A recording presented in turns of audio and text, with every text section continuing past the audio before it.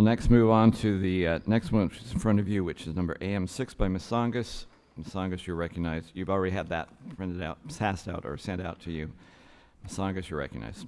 Thank you, Mr. Chairman.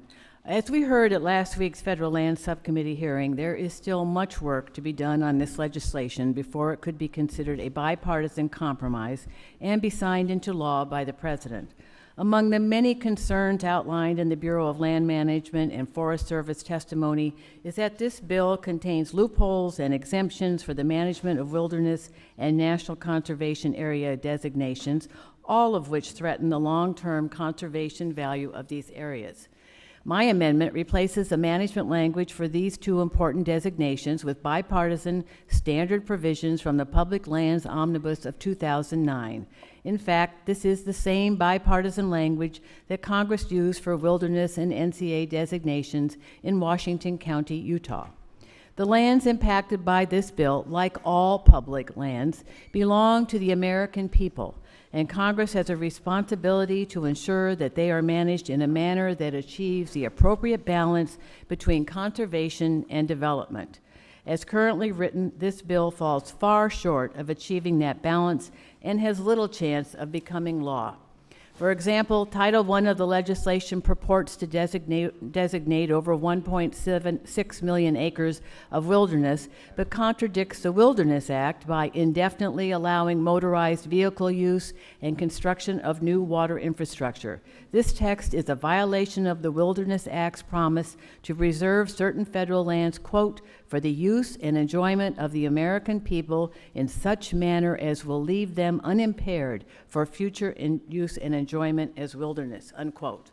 The National Conservation Area that is intended to protect Bears Ears, a Native American ancestral homeland, would allow motorized recreation, grazing in areas where it is currently prohibited, and block federal agencies from protecting the wilderness quality of hundreds of thousands of acres of land. This puts the region's many Native American cultural and archaeological sites at risk of permanent destruction. I respect all the work of Chairman Bishop and his staff in developing this legislation. It is a worthy effort to develop a comprehensive blueprint for 18 million acres of land, roughly the size of Massachusetts and New Jersey combined, that are clearly so deeply cherished by all who live there. But this endeavor does not ultimately fulfill its potential of reaching a bipartisan solution. By replacing the loophole-ridden management provisions for wilderness and national conservation areas, this amendment makes important improvements to the bill. While it does not fix all of our concerns, it is an opportunity to address provisions that BLM Director Cornsey noted at last week's hearing will prevent it from becoming law. This amendment is an opportunity to move in the right direction. I encourage its adoption. With that, I yield back. Thank you, Mr. Huffman. Despite the chairman's best efforts, which you've just referenced in terms of the language you've incorporated from other bills that have been successfully passed, as you say, without the changes proposed by my amendment, this bill will not be signed into law by President Obama.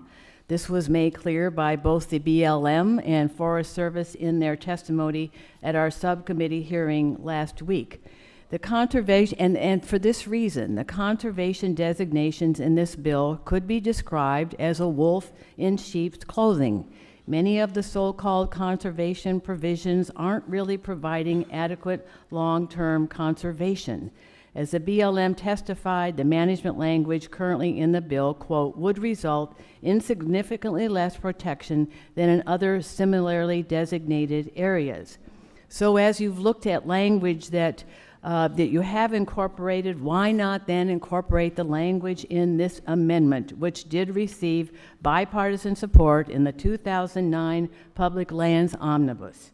In fact, this language and has been actually used to manage wilderness and national conservation areas in the state of Utah in Washington County. And with that, I yield back.